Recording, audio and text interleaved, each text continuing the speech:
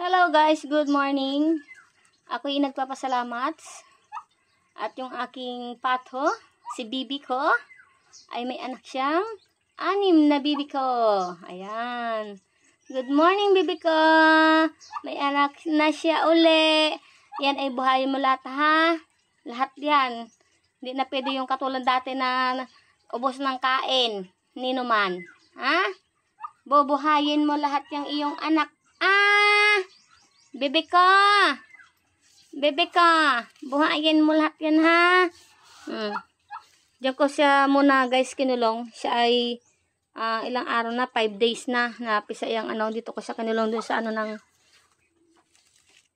At para ma-secure natin, at nilagyan natin ng net.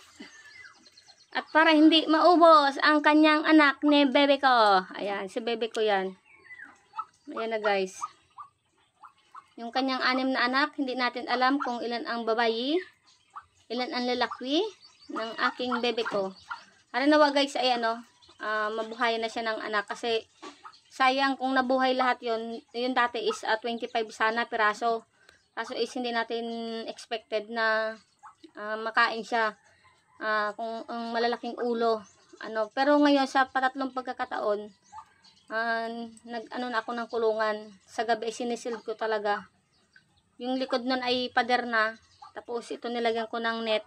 Tapos nakaangat siya sa lupa. Ayan. Ang anak niya guys ay 6. Sana ay mabuhay niya to lahat. Para tayo ay araw-araw na marami tayong mapaitlog. Ayan. Tapos may dalawa akong bebe ko din doon na natin. 2 din. At magpaparami tayo ng bibe ko. Doon mo tayo sa bebe ko. Ayan guys. Yun lang guys. Shoutout sa inyo lahat at magandang umaga sa inyo lahat. Bye bye.